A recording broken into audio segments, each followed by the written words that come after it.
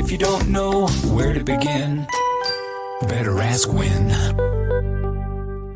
Shane, good to see you. A really important topic today, how to make sure your inheritance doesn't disappear. So I came across this surprising new study that found that 42% of heirs see their net worth fall back to or below pre-inheritance levels within just 1 year. The average inheritance studied in this data, $133,000 gone in 1 year. What's driving that behavior?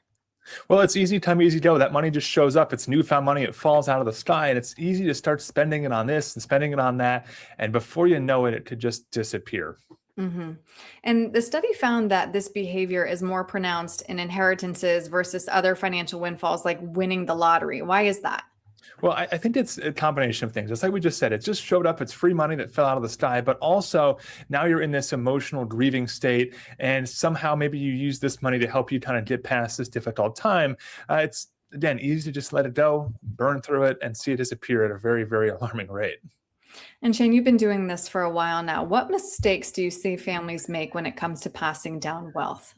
I think the biggest issue is maybe two things, right? We don't often see, or sometimes we don't see, that estate planning documents are necessarily set up correctly, right? We don't have a clean, easy pathway to move this money on to the next generation. It gets caught up in things like probate, which is expensive and erodes this value. And then we also don't necessarily pass down the mindsets or the attitudes about how to handle money in an appropriate way that may again lead to some mistakes being made with how this money is received and how it's spent once it reaches those heirs.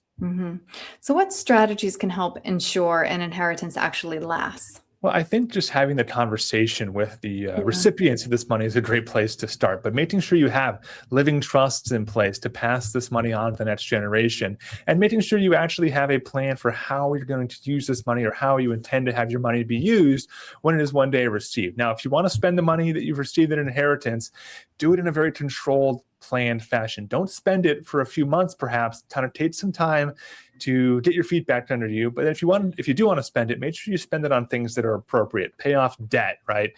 Use it for things that are going to set you up for a better future, rather than just frivolous things in the meantime that won't actually add up to a long-term benefit for yourself. And I understand why people put off having these conversations, but obviously having them earlier, it makes it easier for the whole family. Shane, if somebody would like to do that with you, bring both generations into the same room, get everybody on the same page, what's the best way to reach you?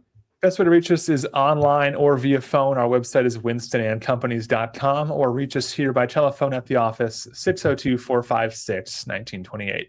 Great. Shane, thank you. Thanks, Erin. Got a plan for your retirement, 'cause you know it's just down the road. But if you don't know where to begin, better ask Win.